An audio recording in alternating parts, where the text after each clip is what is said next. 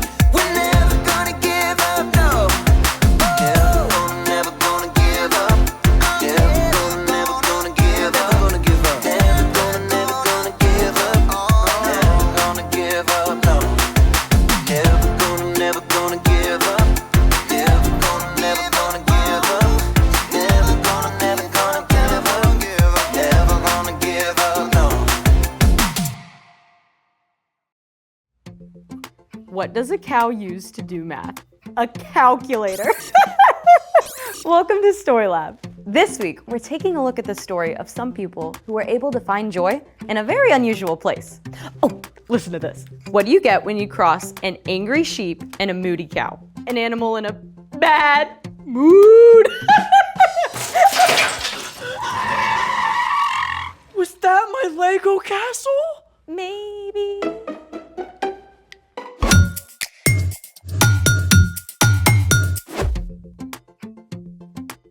Hey guys, welcome to Story Lab. I'm Skylar. And I'm Sebastian. This week, we're talking about how we can trust Jesus with all of our emotions. Because he experienced them too. First emotion to talk about, guilt. I'm so sorry I broke your Lego set. No worries, it only took me a couple hours. A couple of hours? 6. Guilt, crushing, weight of my actions, increasing, filled with regret. Relax. Building it is only the fun part. After that, it just sits around. And besides, this one was pretty fragile. What if we use science to build something stronger? Let's make it! Today's experiment is called Jello Earthquake. How does it work? We'll need toothpicks, mini marshmallows, a baking pan, and 1 box of Jell-O. Jell-O. No eating. Step 1. Get your grown-up to help make Jell-O according to the directions on the package. No eating! Ooh, fine. So, what's next? Step 2. Build some houses. Use toothpicks and marshmallows to create a structure that won't collapse or fall over during an earthquake. That's it? Yep. Once we build our structures, we'll plop them onto the Jell-O field and put them to the test. Let's do it.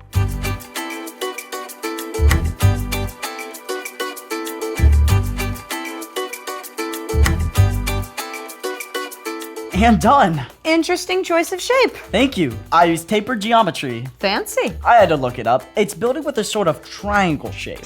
During an earthquake, buildings twist back and forth. Buildings that are more triangular in shape are able to handle twisting better than buildings that are square. Let's see how it does. You ready? Yes. Oh, too tall. My turn.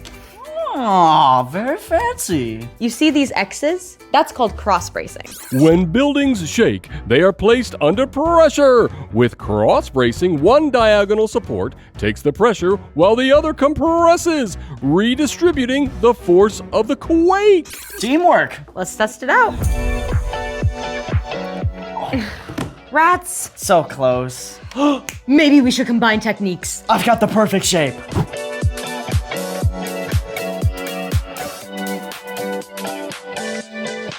Behold, a pyramid. Taper geometry, cross bracing, and a wide base to help keep it stable. Here goes. It worked!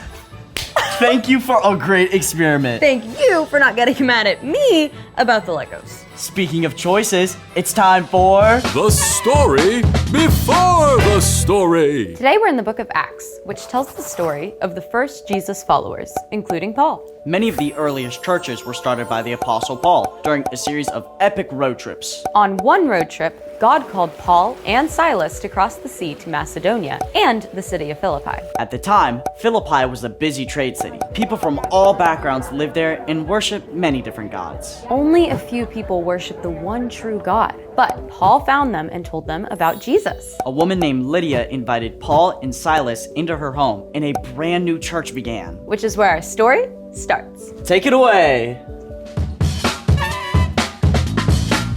Hey everyone! I'm Jen. Paul and Silas went to Philippi to teach people about the way of Jesus. One day, as Paul and Silas were walking through the streets to their place of prayer, a girl called out, "These men serve the Most High God. They are telling you how to be saved." Now, what the girl said was absolutely true, but the girl's story was very sad. She was being controlled by a spirit that was not from God. And to make it even worse, some businessmen were using her to make money for them. For days, this girl followed Paul and Silas. "These men serve the Most High God. They are telling you how to be saved." You can imagine that Paul's frustration continued to grow. "These men serve the Most High God. They are telling you how to be saved. These In men..." the name of Jesus, I command you to come out of her. Immediately, the spirit left the girl alone.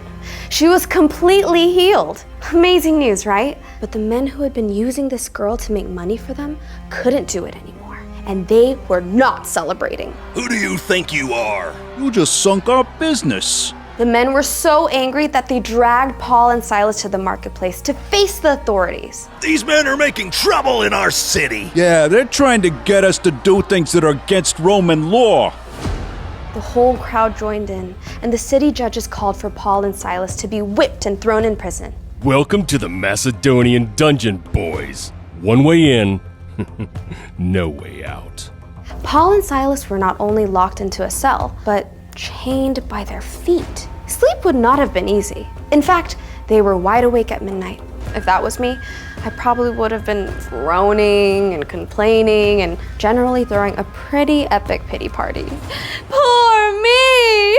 But not Paul and Silas. Even though they had every reason to be angry and sad and to lose all hope, they chose to look to Jesus. Right there in that dreary prison cell at midnight, they chose to talk to God and to sing their hearts out.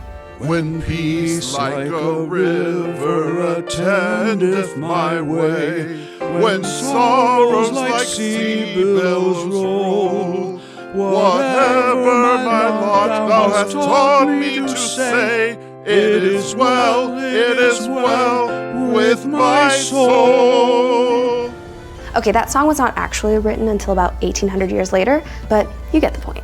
We know they were singing loudly because all the other prisoners were listening in. But in the midst of this, they all heard something else. When peace like a river. A powerful earthquake shook the entire prison. Everyone's chains came loose and the doors flew open. The jailer raced out to see the wide open doors. He knew he would be punished to the limit for allowing the prisoners to go free. The jailer actually pulled out his sword, ready to hurt himself, but Paul stepped forward. Don't harm yourself. We're all here. Lights! Bring me some light. The jailer rushed into the prison and threw himself down before Paul and Silas. Sirs, what must I do to be saved? Believe in the Lord Jesus. Then you and everyone living in your house will be saved. Paul and Silas shared the good news about Jesus, and the jailer took them into his home to take care of their wounds. The jailer and everyone living in his home believed and were filled with joy. And Paul baptized them all. Then they all had a meal together. In the morning, the judges realized they had made a terrible mistake and sent word that Paul and Silas should be released. But Paul and Silas refused to go without an apology. We weren't given a trial. And we are Roman citizens. So the judges came in person to lead Paul and Silas out. We're really sorry. Can you just, leave? Paul and Silas went to Lydia's home and encouraged all the believers to be brave. Then they left Philippi to continue sharing the news of Jesus. Even though Paul and Silas had been treated incredibly unfairly, lied about, hurt, and thrown in prison, they chose to look to God and trust God to give them joy. They knew that even if it doesn't happen right away, God will make everything right in the end, which is the end. Oof, I don't think a jam session would be my first go-to in jail. The other prisoners must have thought Paul and Silas were out of their minds. Until they saw what happened. That earthquake was an ultimate get-out-of-jail-free ticket, and yet they all stayed. So, what's our part in the story? Well, this month we're talking about resilience. Resilience is getting back up when something gets you down. And that's really hard to do on your own. But a big part of resilience is trusting God to give you joy. You might have heard this before, but there's a big difference between happiness and joy. It's easy to be happy when everything's going right in your life. Like getting to celebrate your birthday party at the jump park. But when hard things happen, being happy just disappears. Poof! Joy is something deeper and more real. It's choosing to look to God and trust God no matter what. It's knowing that even if your troubles don't go away right now, God has promised to make everything right in the end for those who follow Jesus. That means you can choose joy when you're sick and miss your friend's party. When another kid is mean to you on the playground. When your teacher disciplines the whole class for goofing off, even though you didn't. When something hard happens, start by talking to God. Ask God to give you joy. You can look at the way God has brought you through hard things before. Stay focused on Jesus and how much He loves you. It's not always easy to choose joy. But it's always worth it. I think you got it. See you next time. Bye. So here's the thing. God can help you choose joy. Whether it's choosing to smile when things get tough. Or choosing to see a funny side of a bad situation. Speaking of funny, what do you call an earthquake at a dairy farm? A big move. Nope, a milkshake.